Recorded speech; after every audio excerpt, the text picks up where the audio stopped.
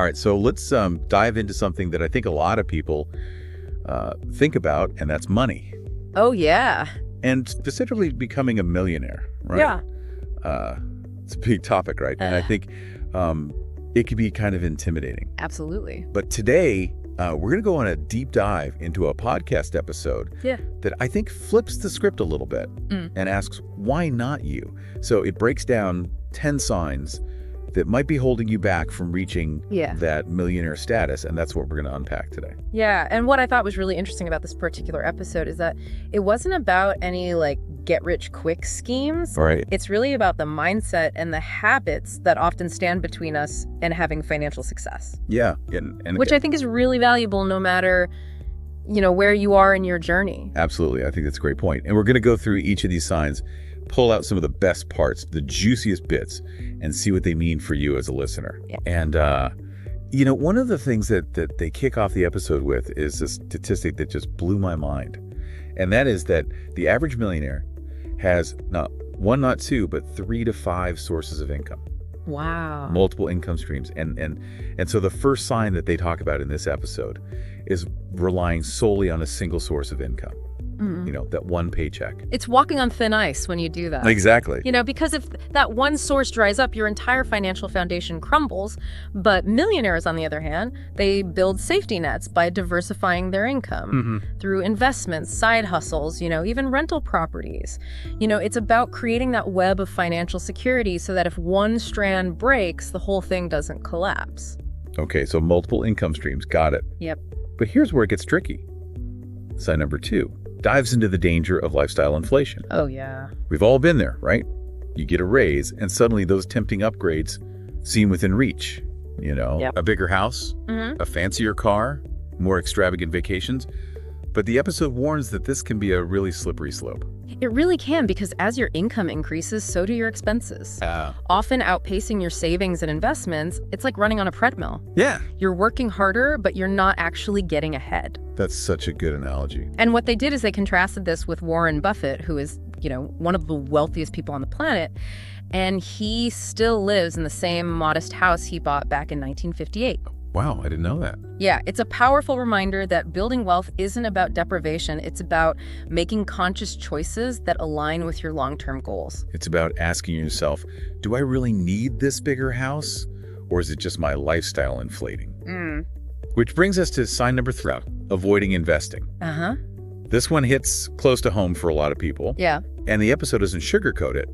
They call out the fear and uncertainty that a lot of people feel about investing. Yeah, a lot of people are really intimidated by investing, and so they just avoid it altogether. But, they challenge that fear by highlighting the power of compounding. So think of compounding as your money earning money on your money that's already earned money. That's wild. So they made a striking comparison between, a typical savings account and the stock market. So the average savings account might offer you like 1% interest. Yeah.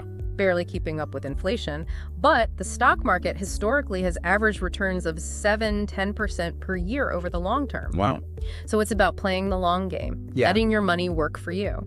And they gave this concrete example that really drove it home for me. Investing just $500 a month consistently in an index fund could potentially turn into $1 million over 30 years. Yeah. And of course, past performance doesn't guarantee future returns, but it illustrates the magic of letting your money grow over time. Yeah, I love that. And I think it's a really good illustration, too, of you don't have to have a ton of money to start investing. Right. You can start small. Okay. Ready to face another fear? Sure. Sign number 4 tackles the fear of risk. It's easy to get stuck in analysis paralysis, right? Yeah. Waiting for the perfect moment to make a move, whether it's investing in a new venture or starting a side hustle. But the episode urges us to kind of reframe our understanding of what risk really is. Yeah, and a lot of people think about risk as like gambling. Right. But it's really not about being reckless or gambling blindly. Millionaires take risks, but they do so strategically after educating themselves and weighing the potential outcomes. So calculated risks. Exactly, calculated risks. And they emphasize the importance of that, not just in business, but in investing as well. Yeah. And they also talk about how, millionaires don't shy away from the possibility of failure. Right. In fact, they embrace it as a learning opportunity. They highlight that every successful person has faced setbacks, right? Of course, yeah. But it's their ability to learn from those experiences and adapt their strategies that really sets them apart. And that really resonates with the idea of a growth mindset. The belief that our abilities and our intelligence aren't fixed, but can be developed through effort and learning. And so millionaires see failure not as an end, but as feedback. Yeah. A chance to refine their approach and try again. So that shift from I can't do this to I haven't figured this out yet, but I will. Exactly. Okay, buckle up for sign number 5, because this one's all about planning, or specifically not having a financial plan. Oh boy. Yeah. Might seem obvious, but the episode argues that without a roadmap, you're essentially wandering aimlessly in the financial wilderness. You're lost. Yeah, exactly. You're lost. And millionaires, on the other hand, they are very intentional about their finances. Absolutely. They set concrete goals. Yes. Whether it's saving a specific amount by a certain age or building multiple income streams like we talked about. Yeah. They actually map out their path to financial success. They have strategy. And they give you concrete examples. Yes. Imagine having a financial goal like, I will invest 20% of my income every month. Or I will build 3 streams of income by age 35. Yes. Having those clear, measurable goals turns those vague aspirations into actionable steps. I love that. And I think that's so important that it's measurable so that you can actually track it and if you're on track or not. Now get ready for a sign that might surprise you. Sign number 6 is all about the company you keep. Oh, interesting. The episode quotes Jim Rohn, who famously said, "You are the average of the 5 people you spend the most time with." Oh, that's a good one. Think about that for a second. Yeah, that's powerful because it's saying that our social circle really does influence us. And if you're constantly surrounded by people who are negative about money or who are careless with their spending or who just lack ambition, those attitudes can rub off on you. Yeah. But millionaires, on the other hand, tend to cultivate relationships with driven, successful individuals who inspire them to grow. It's not about networking. It's about creating that supportive ecosystem that really fuels your financial journey. I love that word, ecosystem. I think that's a great way to think about it. It makes you wonder, who are the 5 people you spend the most time with? Yeah. And are they supporting your financial aspirations? Yeah. Are they helping or hindering you? Sign number 7 tackles a concept that I think often gets romanticized, but can be a real roadblock on the path to wealth. Trading your time for money. Oh, yeah. We're talking about traditional jobs where your income is directly tied to the hours you put in. You can only work so many hours in a day. Exactly. And that's where the idea of passive income comes in. Yes. And the source really emphasizes that millionaires focus on creating income streams that continue to generate money even when they're not actively working. And they throw out some classic examples like dividend stocks, where you essentially own a piece of a company that pays you a portion of its profits. Yeah. It's like having a mini money-making machine just chugging along in the background. Yeah, I love that analogy. Right? And they also mention, starting a YouTube channel or a blog. Yeah. And I know a lot of people might think, well, how do you make money from that? Right. But, if you do it right, you can eventually generate income through advertising or sponsorships, or even by selling your own products or services. It's about leveraging your passions and your expertise to create a platform that can generate income over time. And it's a great way to share your knowledge with the world. And then, of course, they talked about real estate. Oh, yeah, classic. Owning rental properties can provide a steady stream of passive income as tenants pay rent. And it's a tangible asset that can appreciate in value over time while generating that cash flow. Yeah. So that was fascinating. And finally, the episode touches on the world of online courses and digital products. That's a big one. This is a booming industry. Oh, yeah. And it offers this unique opportunity to package your knowledge and skills into a product that people can buy and benefit from. Yes, and you can reach a global audience. Amazing with that. All right, ready for a dose of tough love? I think so. Sign number 8 calls out those sneaky excuses that we all have. Right? We all have them. I'll start saving next year, or investing is too risky, or I just don't have time for a side hustle. Oh, yeah. We've all said those. The episode doesn't mince words. It says that those excuses are delaying our success. Straight up. Millionaires, on the other hand, are very action-oriented. Yeah. They don't wait for the perfect time. They start now, they learn as they go, and adapt their strategies along the way. Yep. And so it's recognizing that every excuse we make today pushes our financial goals further into the future. Makes it harder to reach them. What's one small step you can take today to overcome an excuse that's been holding you back? Well, it could be as simple as setting up a budget tracker or researching some potential investment options or just brainstorming a side hustle idea. Yeah. The key is to break free from the paralysis of excuses and take that first step forward. Sign number 9 is a big one. Lacking financial education. Yeah. It's not enough to just earn money. Right. You need to understand how to manage it, invest it, and make it work for you. Absolutely. And so the episode argues that financial literacy is the foundation of wealth building. Yeah, and millionaires prioritize their financial education. They read books, they attend seminars, they listen to podcasts, they seek advice from experts. They're constantly learning. Yes, they are lifelong learners. They even recommend some specific books to get started. Oh, yeah. Rich Dad, Poor Dad by Robert Kiyosaki, The Millionaire Fast Lane by M.J. DeMarco, and The Psychology of Money by Morgan Housel. Yeah, those are great books, and they offer a diverse range of perspectives and strategies, but they all emphasize the importance of understanding the fundamentals of personal finance. Yeah, and it's seeing financial education not as a chore, but as an investment in your future. I love that. And finally, we arrive at sign number 10, giving up too easily. Let's be real. The road to wealth is rarely a smooth upward trajectory. Nope, there's going to be bumps. There will be bumps, detours, and maybe even some wrong turns along the way. For sure. But what separates those who achieve lasting financial success from those who don't is their resilience. Absolutely. Millionaires don't give up at the first sign of difficulty. They see setbacks as challenges to overcome. Yeah. Opportunities to learn and a chance to refine their approach. Yeah, they don't let it stop them. And the episode uses this analogy of a marathon, not a sprint. I love that. Building wealth is a long-term game. Yes, it is. That requires patience, persistence, and a willingness to adapt your strategies along the way. And it's about embracing the journey, knowing that there will be ups and downs. Yeah. But trusting that with consistent effort and a commitment to learning, you can navigate the complexities of building wealth. So there you have it, the 10 signs that might be standing between you and millionaire status. But remember, this isn't about feeling overwhelmed or discouraged. No. It's about identifying areas where you can grow, make positive changes, and create a more secure and abundant financial future. Absolutely. And it's about taking action. Yes. Okay, so we've covered a lot of ground here, 10 signs each with its own little nuances and challenges. But what strikes me is how interconnected these signs are. Oh, yeah. It's like the pieces of a puzzle. Yeah. You can't really solve one without addressing the others. Yeah, that's a great observation. They really do build upon one another. Like, for example, taking calculated risks. That was sign number 4, right? Well, embracing that mindset can lead to, diversifying your income streams, which was sign number 1. It's like a domino effect. I love that. Yeah, one positive shift can trigger, a cascade of positive changes in your financial life. I love that analogy, the domino effect. And it makes me think about sign number 9, financial education. Yes. The more you learn about managing money, investing, building wealth, the less intimidating those calculated risks become. Absolutely, because it's like you're equipped with the knowledge and the tools to actually navigate those risks confidently. It's like having a roadmap and a compass to guide you through this complex world of finance. And let's not forget the importance of mindset.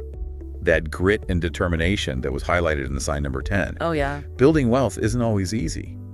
Yeah. There will be setbacks and challenges along the way, but it's that resilience, that refusal to give up that ultimately separates those who succeed from those who don't. That's so true. And I love that quote, final failure is not fatal.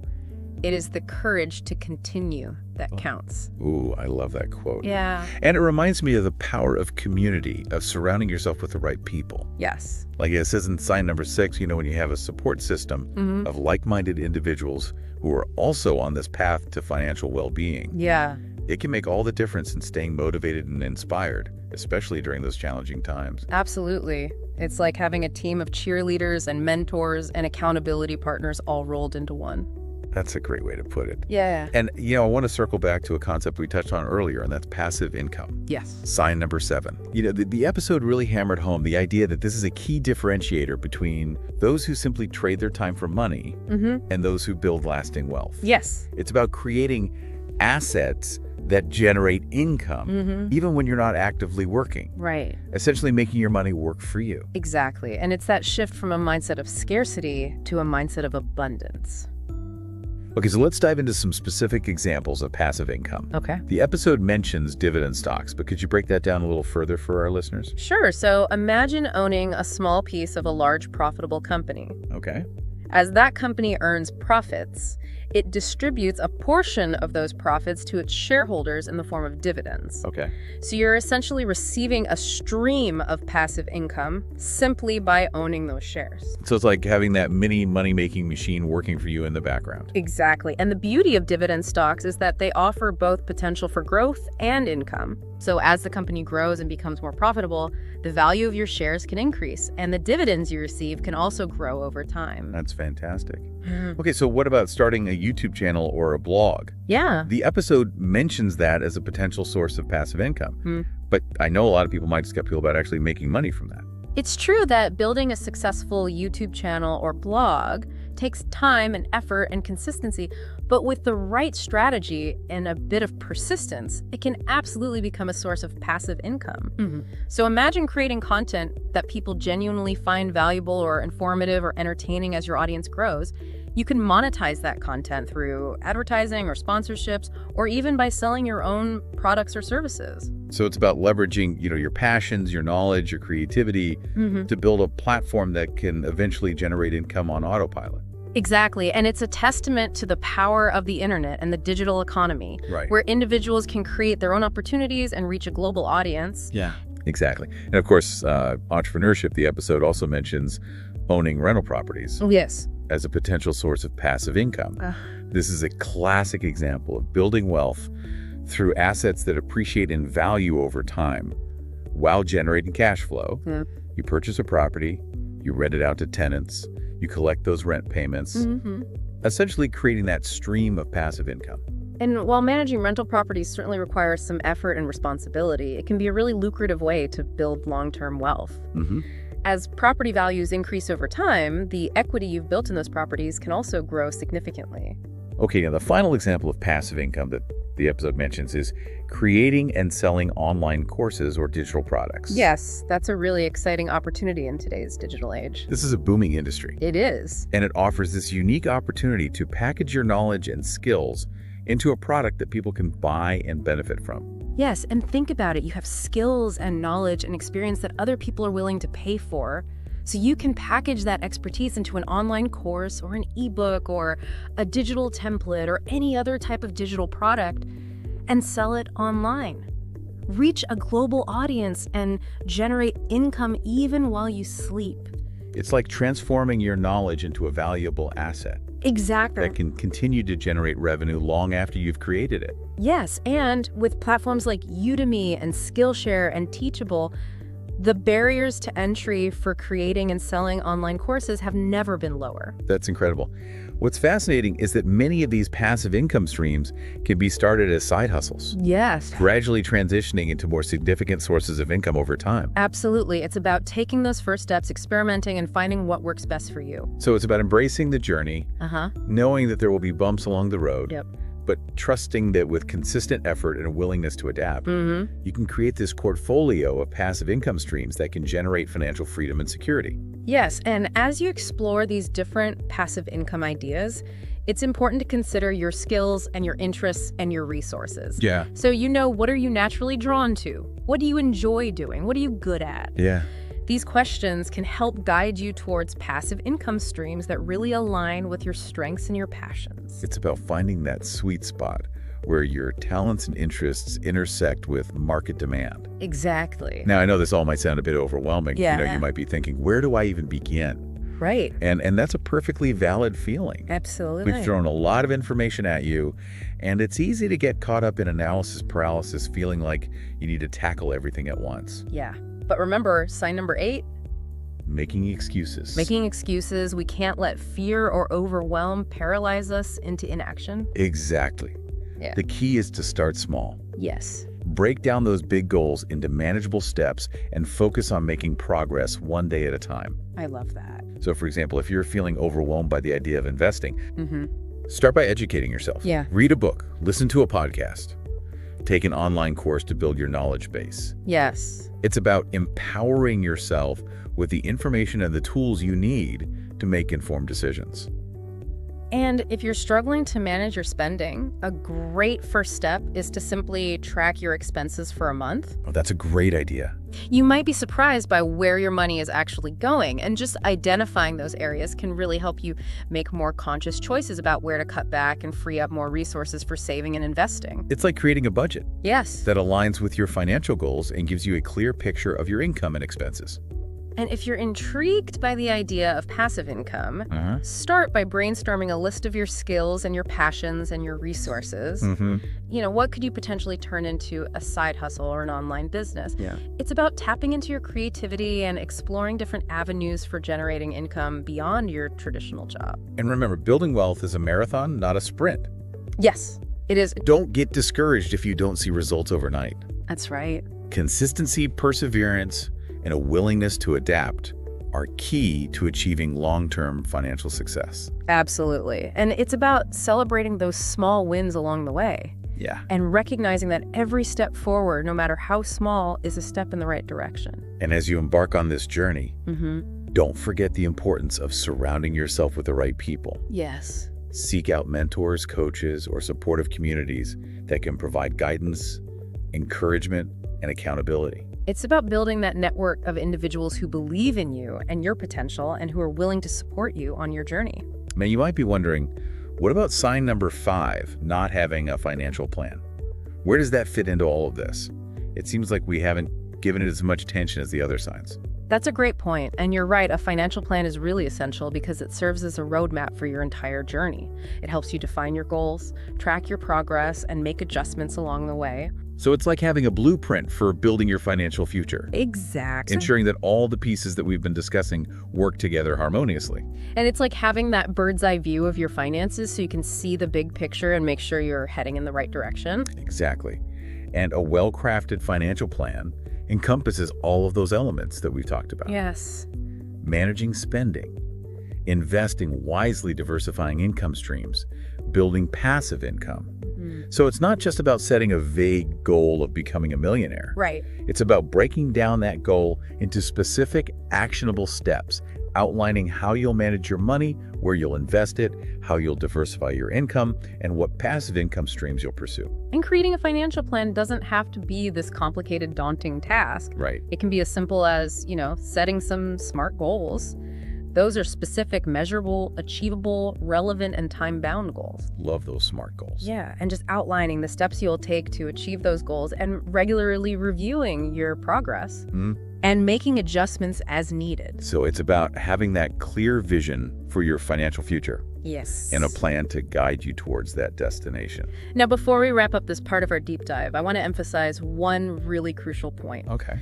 Building wealth is not just about accumulating money. Right. It's about creating a life of abundance and freedom and purpose. It's about having the resources to support your passions, pursue your dreams, and make a positive impact on the world around you. Exactly. It's about creating a life where work is a choice, not a necessity. That's beautiful.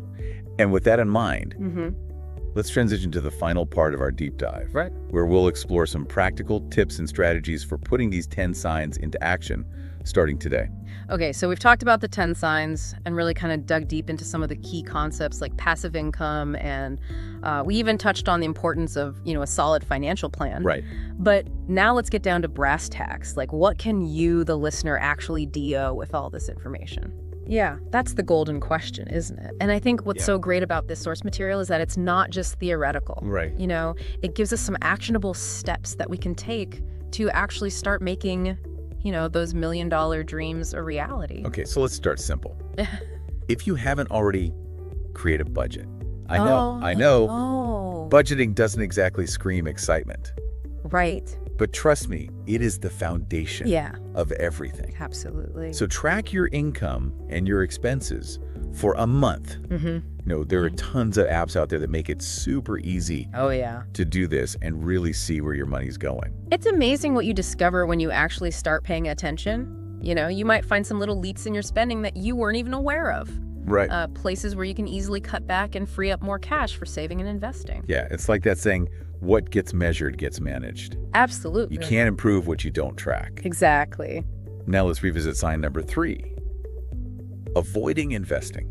Remember that eye-opening comparison between those measly savings account interest rates and the potential return to the stock market? Yes. If you're new to investing, a great starting point is a low-cost index fund. Yeah. It's like buying a tiny slice of the entire stock market, so you're spreading your risk and potentially reaping the rewards of long-term growth. And you can start small. Right. You know, maybe contribute like $50 or $100 a month, whatever you can comfortably afford. Exactly. The key is just to develop that habit of consistent investing, and then over time, you know, thanks to the magic of compounding, those small, regular contributions can grow into something really significant. It's like planting a seed and watching it grow into a mighty oak tree. I love that. Now let's talk about sign number 9, lacking financial education. Yes. Remember those books in the podcast episode recommended? Oh, yeah.